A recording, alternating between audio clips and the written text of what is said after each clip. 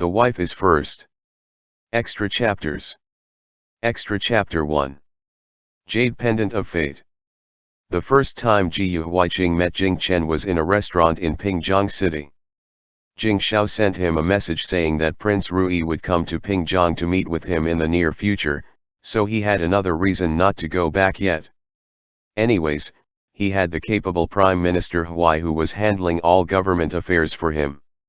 Another day of not going back meant another extra day of relaxation for him. It was sunny that day when Ye Qian went to the wine shop he frequented by the Qingshui River for a drink. When he arrived, he saw that his favorite seat by the window had already been taken. Feeling displeased, he frowned and grabbed the waiter. He threw a piece of silver over to him and said, "Ask that customer over there to move to another place." The waiter held the silver in embarrassment. This young man was a regular customer, but the one sitting there now was also well dressed and seemed to be someone that could not be afforded to offend at first sight. He felt a little conflicted for a moment as he weighed the silver in his hand. It was really heavy. So, he gritted his teeth, threw the cloth over his shoulder and walked over to the contested spot. Jing Chen was sitting alone on the table by the window, looking at the Qingshui River outside and observing the bustling scene in Pingjiang City. His guards were sitting at the table next to him and did not dare to disturb him. At this moment, the waiter suddenly came over. "Apologies for this mishap, dear guest, but apparently this table had been previously reserved for that gentleman. Won't the good sir please don't mind if we move you to the next table?" The waiter spoke as he pointed to Ye Qian who was standing not far away. Jing Chen's guards on the next table was very unhappy upon hearing this and was about to stand up to argue but was stopped by a look from Jing Chen's eyes. Jing Chen followed the waiter's hand and looked over where he was pointing at. He saw a man wearing a snow-white coat standing not far away. He had a handsome face and noble temperament. He was definitely not like an ordinary rich man. When the man looked over, Ye Qian was also observing him. He was handsome and had a noble bearing.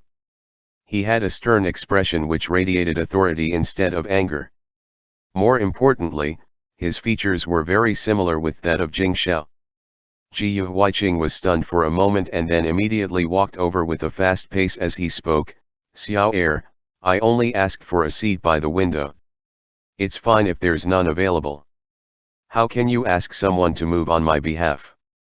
The waiter became dumbfounded as he stared at Ye Qian.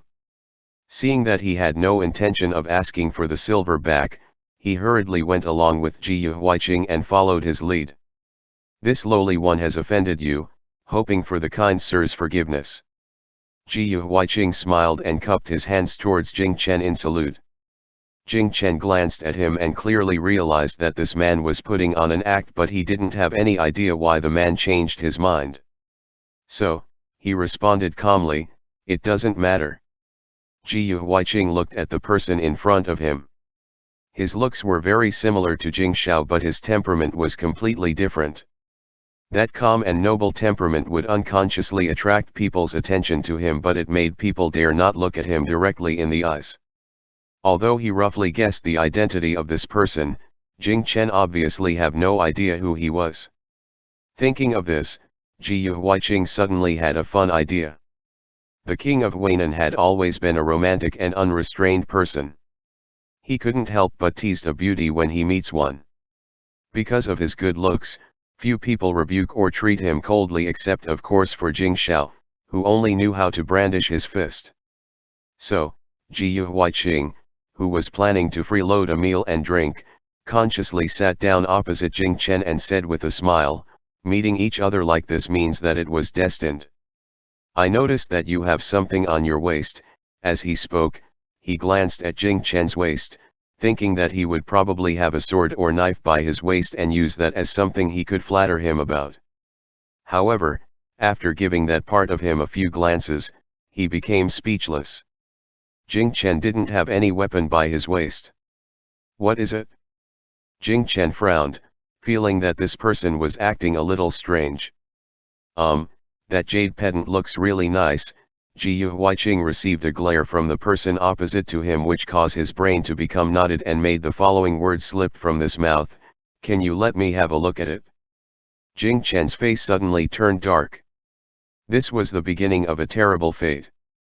Emperor Shen Yuan was currently reading the booklet that the Grand Ancestor left and felt his head ached even more.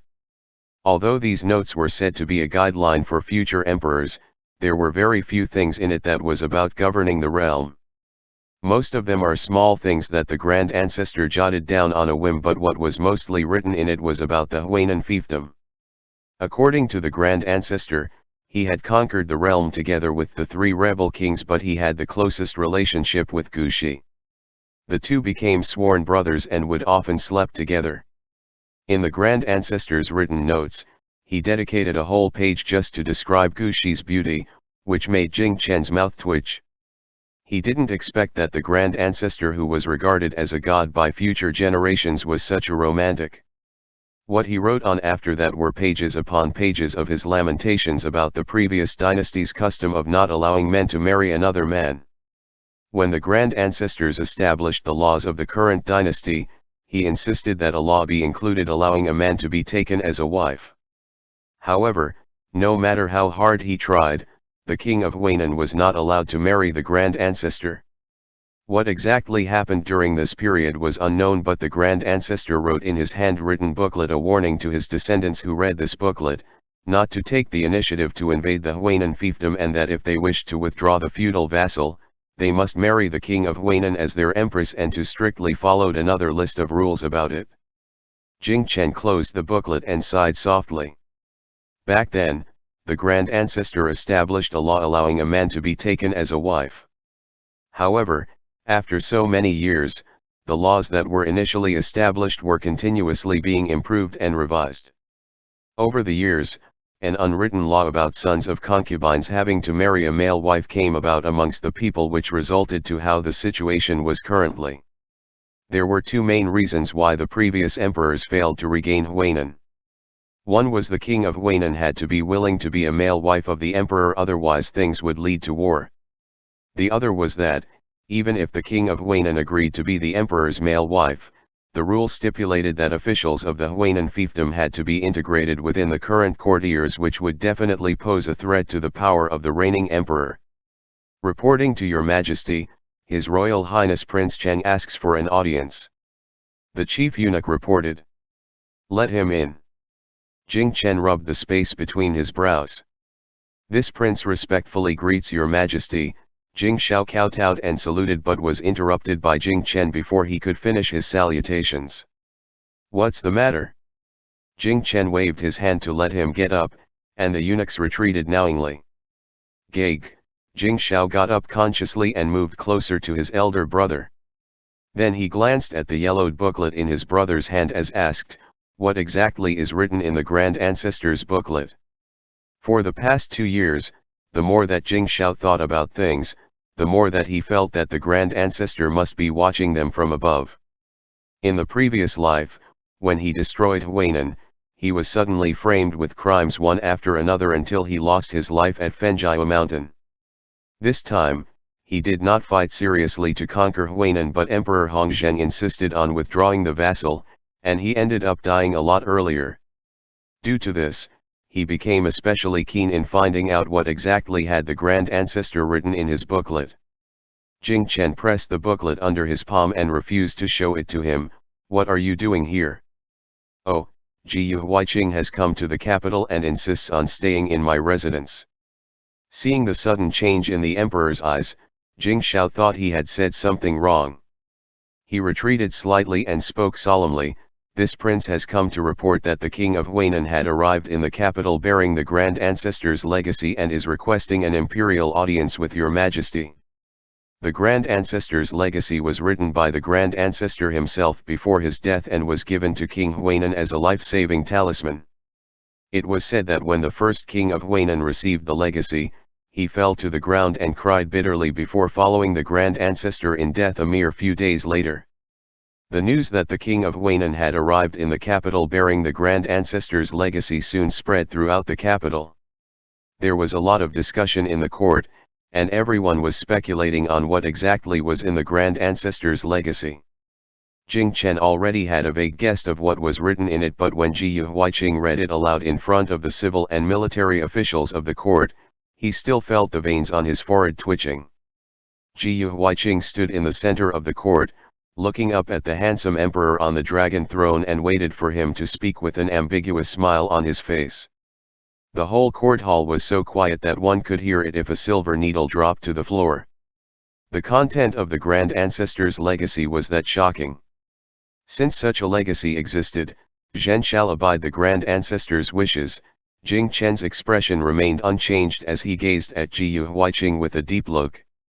You can continue to guard Huainan and pay taxes and tribute as usual. A trace of disappointment flashed in Ji Huiqing's eyes, but the emperor's reaction was within his expectations. He immediately knelt down to thank him. This king must do his utmost to protect Huainan for your majesty. ******. In the third year of the Shen Yuan era, the king of Huainan read out the grand ancestor's legacy during an imperial audience and returned to Danyang city on the fourth month of the third year of the Shen Yuan era. On the fifth month of the same year, the king of Huainan invaded Zhangzhou. Your Majesty, the king of Huainan has been causing trouble in the south of the Yangtze River based on the grand ancestor's legacy. Moreover, Huainan is just 800 li away from the capital over a flat span of land. It posed a serious threat, the Minister of War said with a bitter face. Your Majesty, the national treasury has been in deficit due to the different war expeditions for the past years. Now that the overall situation has been settled, it is the time when we should rest and recuperate. It is really not an appropriate time to wage another war. The Minister of the Ministry of Revenue also joined in. Jing Chen sat behind the desk in the imperial study, listening to the discussions of several important ministers with an expressionless face. He was actually very annoyed as he glared fiercely at a certain prince of the first rank who was sitting beside him drinking tea. Jing Xiao was secretly stuffing snacks into his mouth when he noticed his imperial brother was glaring at him. He was so startled that he almost choked and thus, quickly took a sip of water. The king of Huainan invading Zhangzhou was in reality just Ji Huiqing taking over another city and then laid in wait. It was merely a ploy to force Jing Chen to marry him. After all, he was aware that the national treasury was officially depleted because when Jing Xiao went on a war expedition, he requested a lot of funding and hid most of those funds. Later on, he secretly handed back those hidden funds back to Jing Chen, and even Ji Huiqing handed over his share. However, Jing Chen could only keep those funds temporarily, as directly putting those back to the treasury would expose that Jing Xiao had committed such a crime. To bend his frustrations, Jing Chen could only glare a few more times at his younger brother. The empress has passed away and there is currently no one handling the inner court. Your Majesty, wouldn't it be advisable to just accept the king of Huainan's? Ma Zhou whispered. Several old officials looked at each other but did not dare to speak out. Do you all share this thoughts? Jing Chen scanned the crowd. What Assistant Minister Ma is saying makes sense. Moreover, we also need to take into consideration the long-term repercussion of this matter, the Minister of the Ministry of Finance agreed in a low voice. In the past, there was no king of Huainan who agreed to be married as the emperor's male wife. It was a rare opportunity that a special one had come along who was willing to be married into the palace. Gaining back the Huainan fiefdom was a great boon that would benefit through the future generations. However, if the emperor was unwilling to marry, then they wouldn't dare to say anything more. After all, the emperor had never taken a male concubine before, and he had not even favored a man since he left the palace and established his own estate. It must be because he was not interested in men, right? After the ministers left, Jing Xiao saw that his brother was in a bad mood. So, he also wiped the soles of his feet and tried to slip out. However, Jing Chen grabbed him by the collar and dragged him to play Wiki with him with a bitter face. Jing Xiao had a headache just looking at the black and white Wiki stone on the board. He had never had any talent for playing Wiki, calligraphy, or painting. Playing Wiki with his elder brother meant that he could only slowly succumb to defeat. Jing Chen watched his brother wrinkle his nose as he watched his Wiki stones being taken away one after another, and a hint of joy gradually filled his troubled heart. How come you don't try to learn from Han Zhang? You haven't improved at all. Jun Qing always let me win. Jing Xiao scratched his head, not knowing where to place the Wiki stone next, so he just put it down in a random place. As expected, his brother caught it and took several stones in a row. Xiao Xiao, Jing Chen looked at his younger brother, who smiled when he mentioned his prince consort, and asked, before Han Zhang was conferred the title of Marquis, did you ever think of letting him go? Ah! Jing Xiao was stunned while holding the Wiki stone.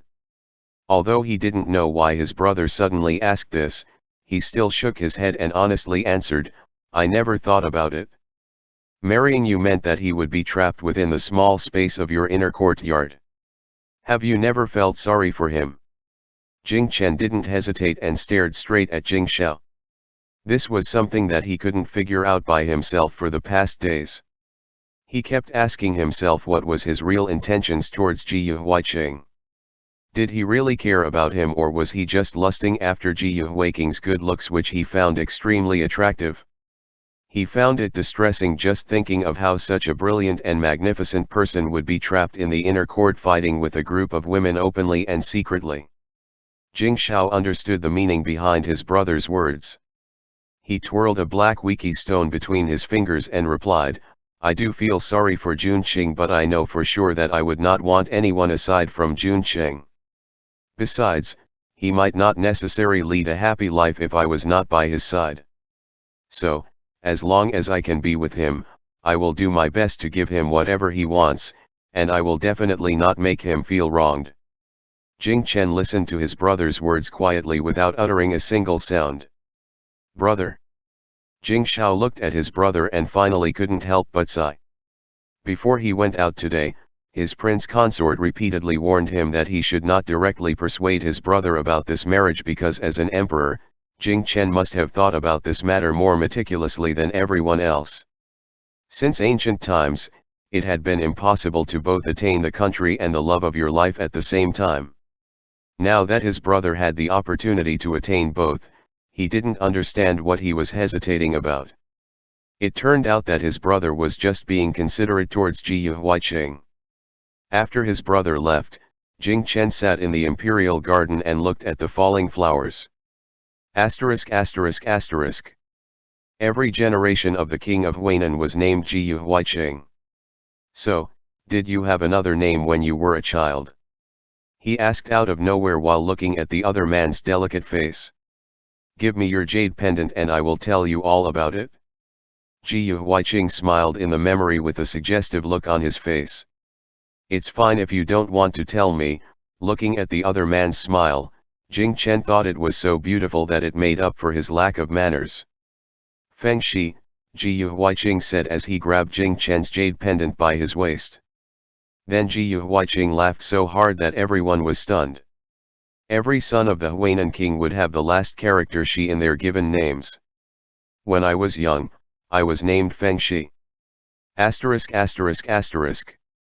On the second month of the fourth year of Shen Yuan era, it was the death anniversary of the previous empress, and the courtiers petitioned for a new empress to be appointed. On the third month of the fourth year of Shen Yuan era, Emperor Shen Yuan announced an edict stating that in respect of the grand ancestor's legacy, he would be marrying the king of Huainan Ji Huiqing, and withdraw the fiefdom of Huainan. Emperor Shen Yuan appreciated the talent of Prime Minister Huai and gave him the title of the Imperial Chancellor. Although Ji Huiqing was regarded as the succeeding empress, compared to Empress Xiao, who came from the Prince Rui estate, and because it was in accordance to the grand ancestor's legacy, the imperial wedding was held in a grandiose manner where 10 li of red carpet were laid out and with the entire country celebrating it. Jing Chen pushed open the door to the inner room of Fenji Palace and looked at the person sitting in front of the crimson bed curtain with slightly drunken eyes. The wedding dress was similar to his own but embroidered with gorgeous golden phoenixes. Combined with that handsome face, the entire sight was even more enticing. As he slowly walked over, Jing Chen picked up the wine cups on the table. He handed a cup to the other man, but he was not in a hurry to drink it. He just looked at his empress and quietly asked, "Is it worth it?" He gave up everything just for him, someone who carried the world on his back. Was it really worth it to sacrifice everything for someone who could not even devote himself to a single person? Ye Qian swirled the golden cup in his hand.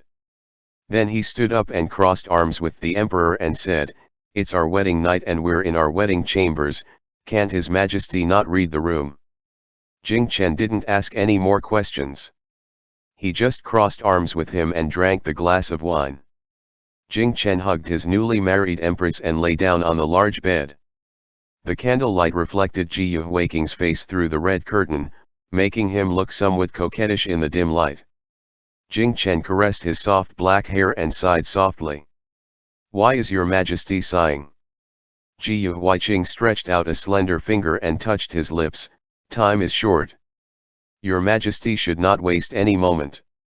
Jing Qian slowly untied the belt embroidered with the phoenix pattern, revealing his well-proportioned chest. He placed a soft kiss on it and said, "Since you are willing to marry me, I will definitely not let you down."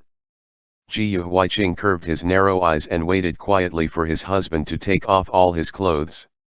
Then, he turned over and pressed the emperor under him. "Your Majesty should relax. Please let this one take care of you." "No," Jing Qian frowned, feeling that this approach was a bit inappropriate. He turned over and pressed Ji Yuhuiqing down. "How is it appropriate for the Empress to be on top of me?" "Your Majesty, please forgive me," Ji Yuhuiqing spoke without any sincerity and pressed on Jing Qian again with considerable force this time. "I really miss your Majesty day and night. I don't think I can bear such slow torture, so..." As he said this, one of his hands already slipped under the dragon robe. Asterisk asterisk asterisk. The emperor's grand wedding lasted for 3 days. During those 3 days, His Majesty never stepped out of Fenji Palace. People in the palace gossiped a lot and they all talked about how this male empress seemed to be particularly favored. They had never seen His Majesty showed so much affections to any of his other concubines even when he was just the second imperial prince. Asterisk asterisk asterisk.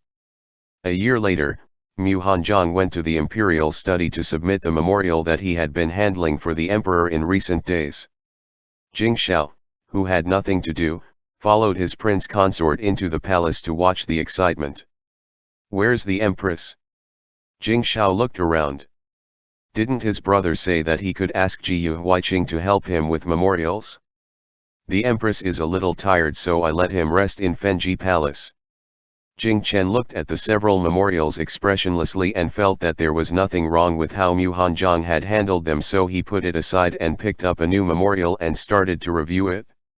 Jing Xiao understood instantly. He exchanged a knowing look with his brother and pulled his prince consort away.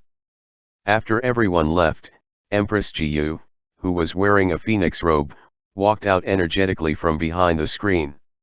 He approached the emperor with a bashful expression and said flatteringly, "You must be tired of sitting for so long. Would you like to lean on me?" Jing Qian turned a deaf ear to him and continued to read the memorials. The empress consciously came over and slowly rubbed the emperor's waist. "If you keep on behaving like this, I will lock you in the cold palace tomorrow." Jing Qian snorted coldly but unconsciously leaned against the person next to him. "How can your Majesty be so ruthless?" Ji Yuhuiqing frowned and lay on Jing Qian's shoulder aggrievedly. "This consort is currently pregnant. If I go to that desolate place, I am afraid that my child will not be able to survive it." Jing Qian rubbed his forehead as he felt a headache developing and squeezed out a sentence through gritted teeth. "As the Empress of the nation, talking such nonsense is completely unbecoming. How can your Majesty ever doubt me?" Ji Yuhuiqing's expression became even more resentful. "I will prove my innocence to your Majesty right now." As he said this, he put his hand into the lapel of the emperor's clothes. "Get out." End chapter. The wife is first. Extra chapters. Extra chapter 2. The daily life of Xiao Huang. The early morning sunlight shone on the flowers, imprinting mottled light spots on the black and yellow fur. The creaking sound of the door opening disturbed its sweet dream that was all about braised pork. Xiao Huang bent its head in dissatisfaction and tried to continue its sweet dream, but some people were just that dense. Stupid tiger, the sun is already high up in the skies. Jing Xiao kicked the fur dumplings that was curled up amongst the flowers.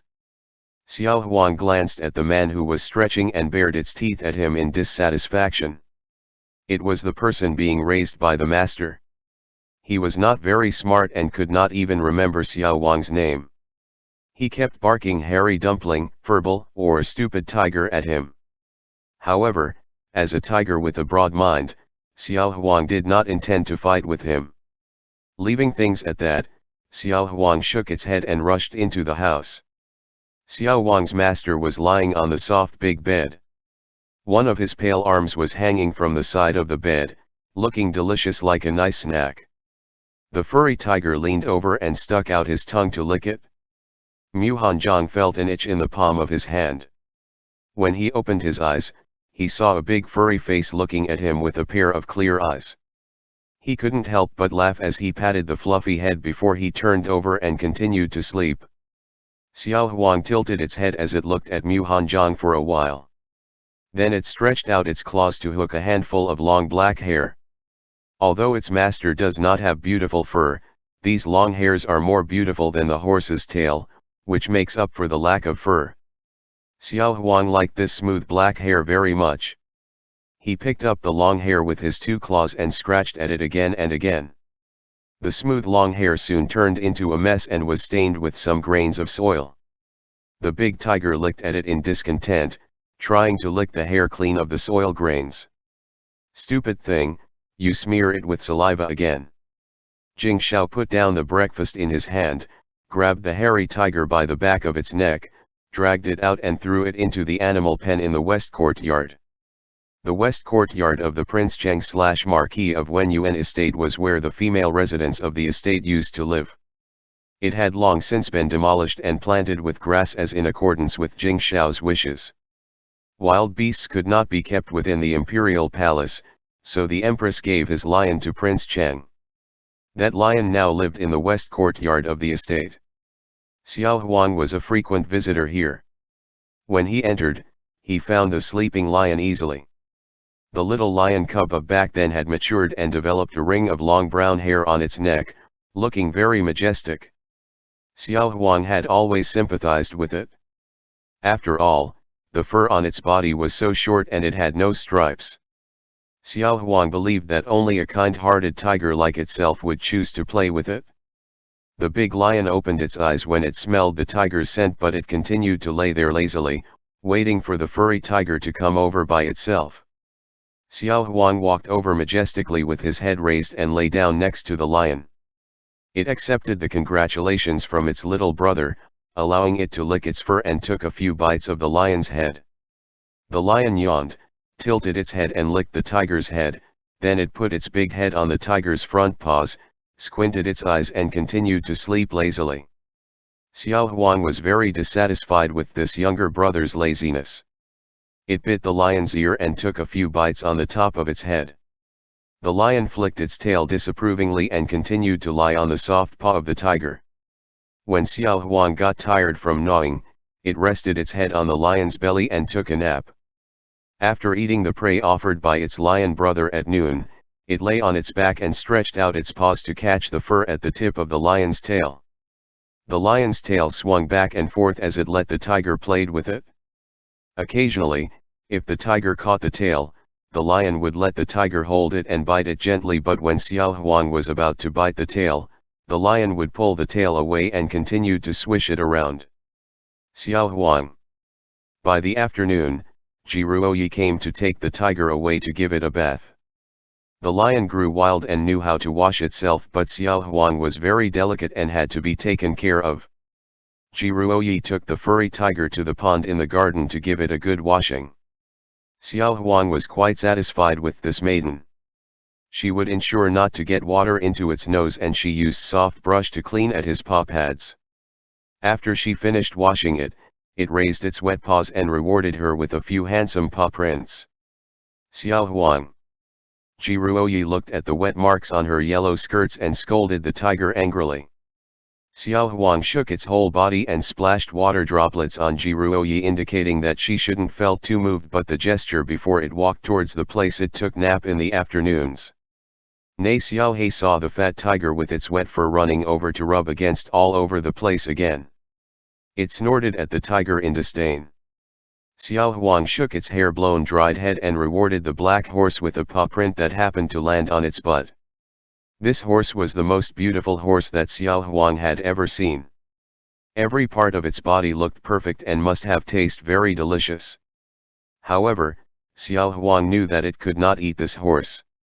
So, the tiger could only drool as it clung onto the horse's strong leg every afternoon and dreamed about devouring horse meat.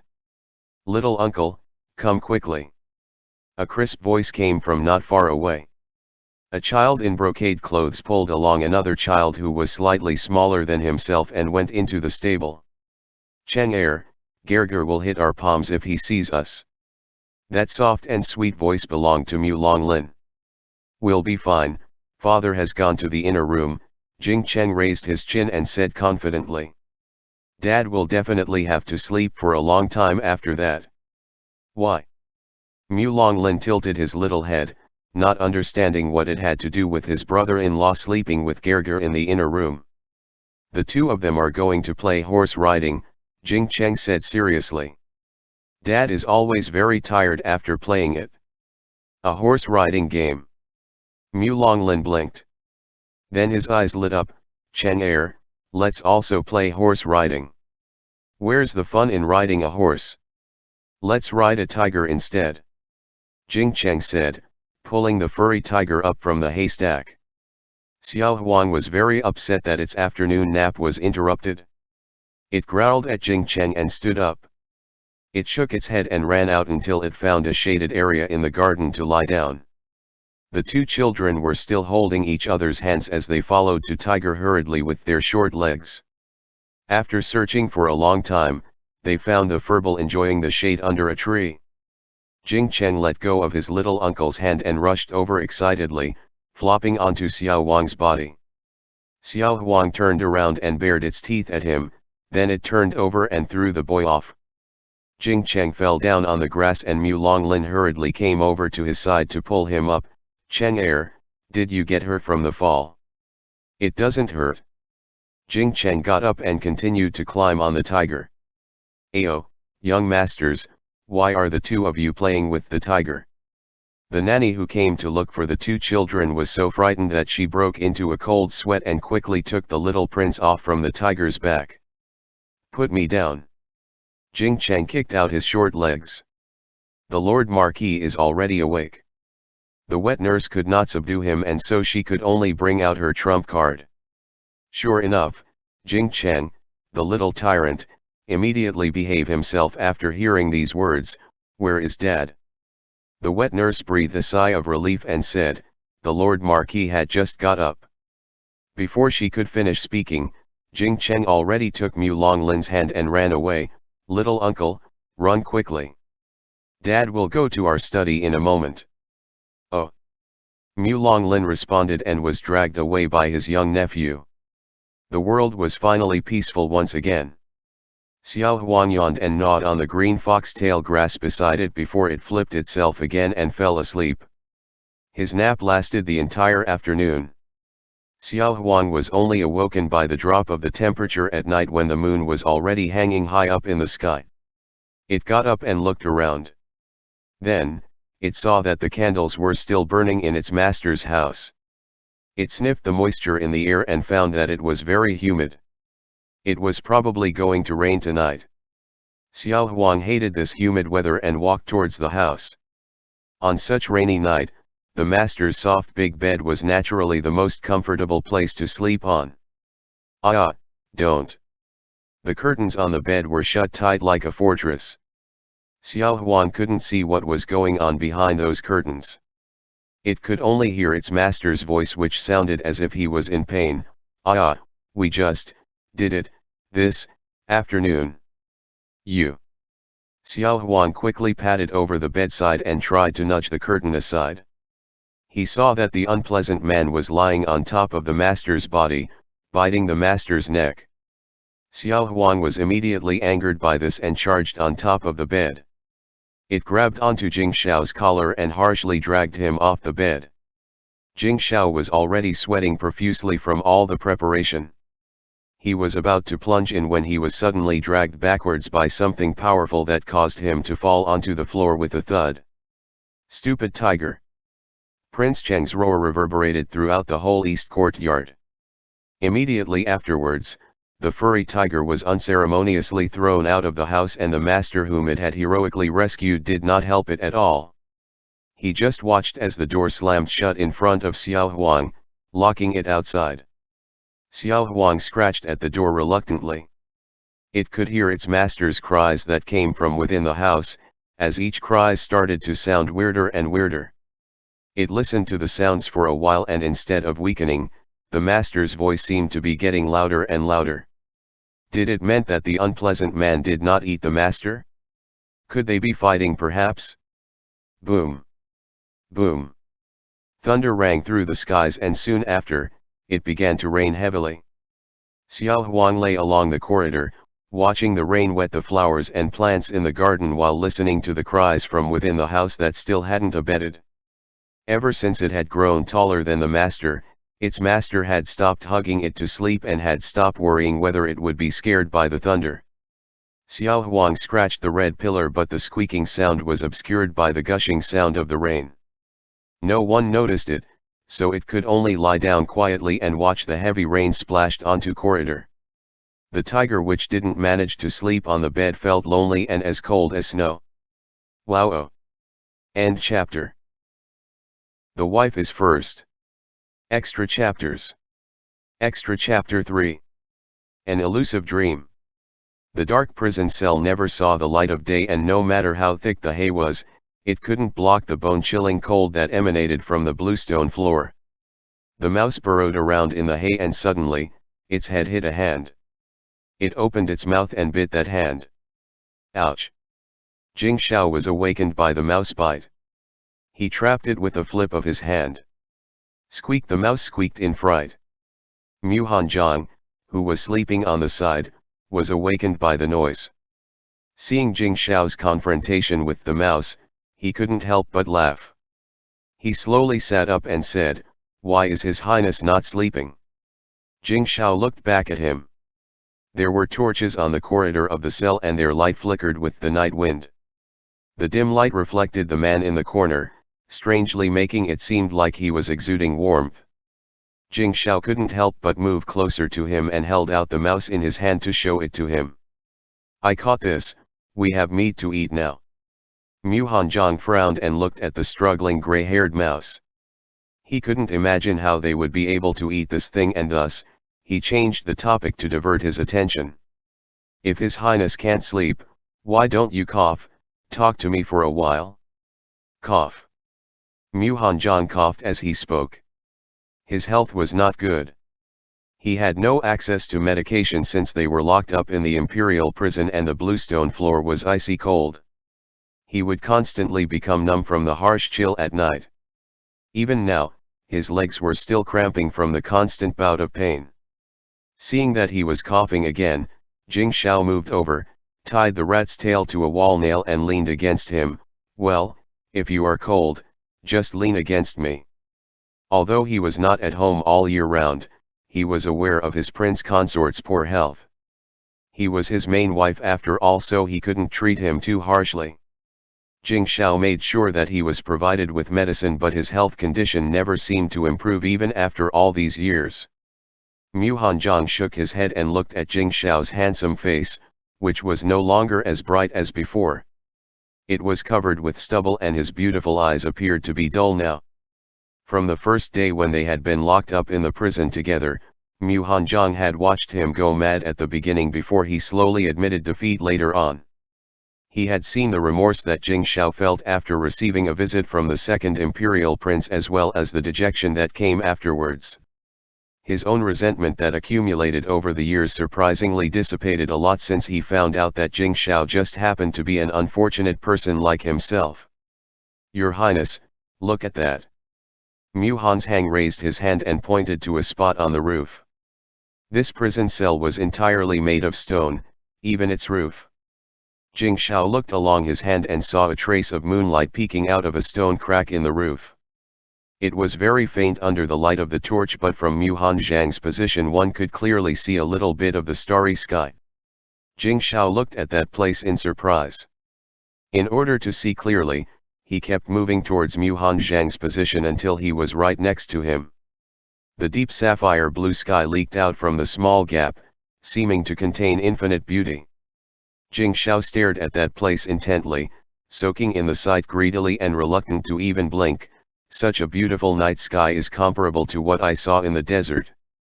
"What's the desert like?" The body he leaned against was very warm and alleviated some of the numbing pain in his own body. Mu Hanzhang did not move and leaned against the blue brick wall to look at that small crack as well.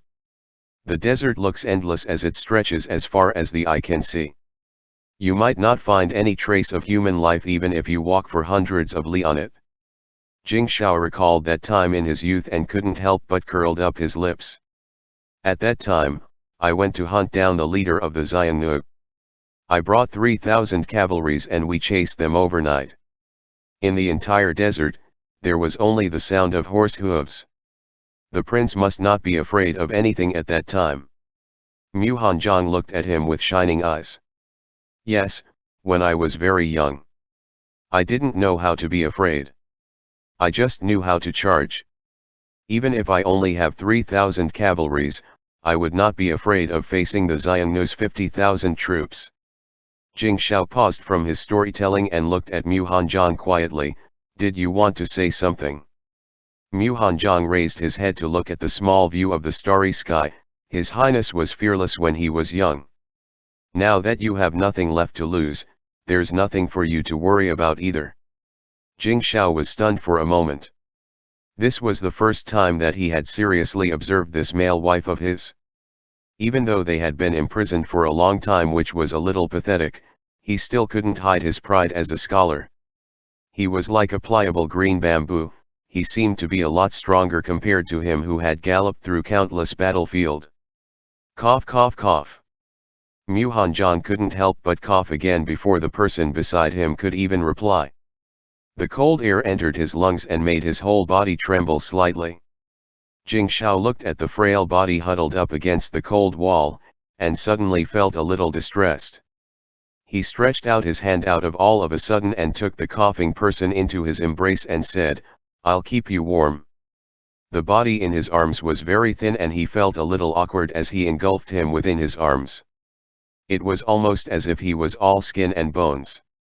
The hand covering his lips was so thin that he could almost see his knuckle bones.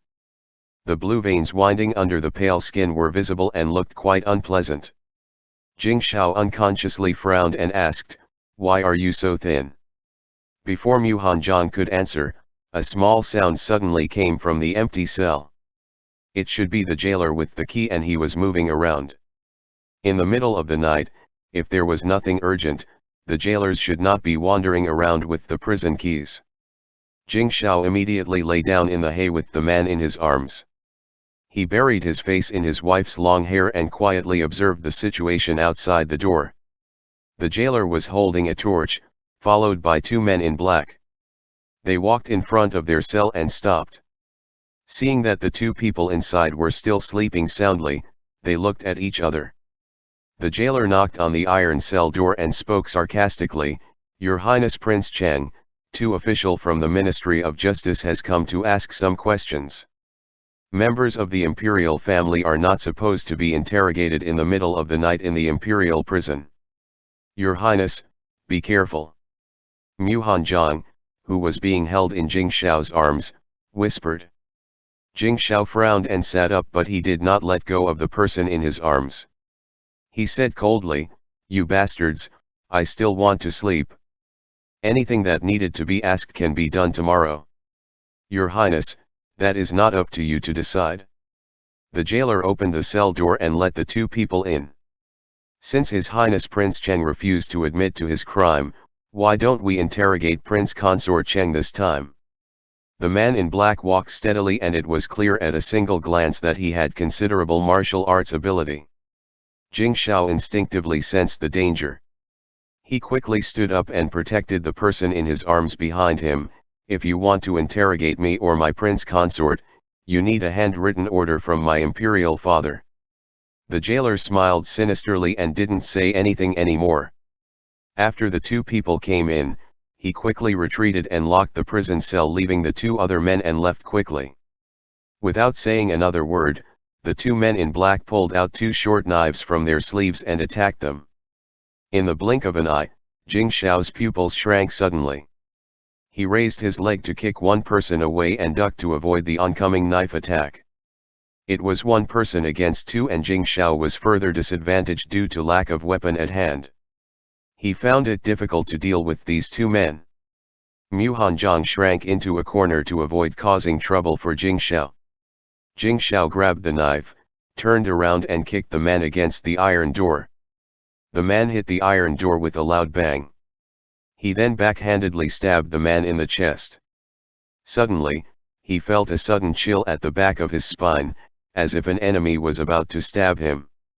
He turned around suddenly, but instead of a knife, he only to catch a warm body.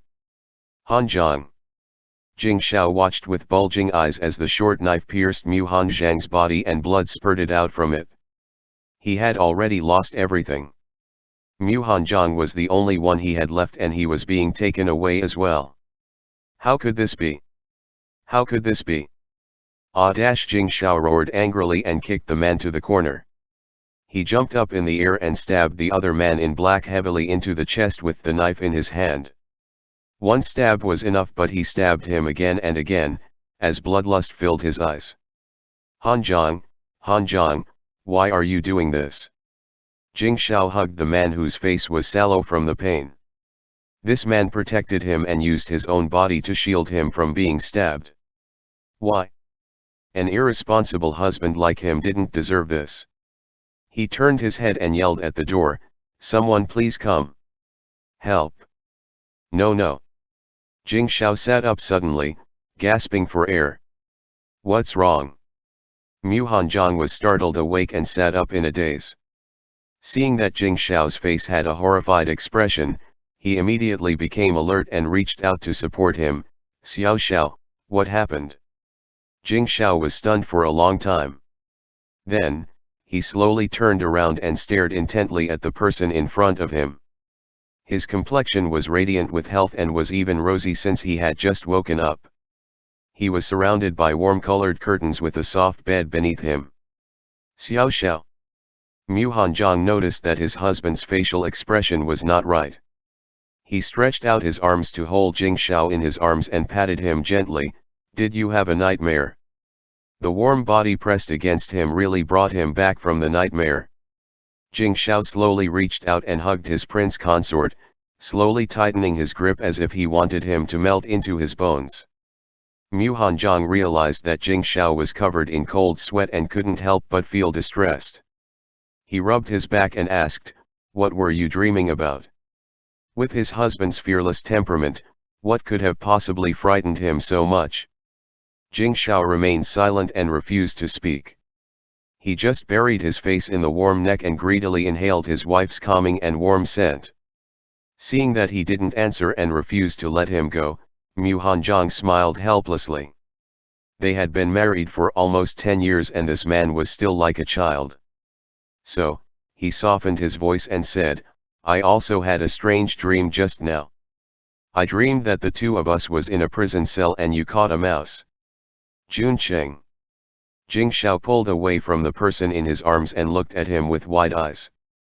Without waiting for his wife to respond, he pressed Jun Cheng under him and kissed his lips fiercely. The dream just now was too real, and the pain of losing everything almost overwhelmed him. Jing Xiao couldn't help but assured himself again and again, confirming things again and again, what was in front of him was not a dream. He and Jun Cheng were both living well. He took good care of Jun Cheng and they were living together happily. Jing Xiao held the sleeping man tightly in his arms and gently kissed the corner of his reddened eyes. The past had become an elusive dream and it was useless to lament about it. How many people were given second chances in this world? Don't wait until you lose the person in front of you and for your heart to be filled with regrets. Realize early on that wealth and glory were all meaningless without that special person. The end.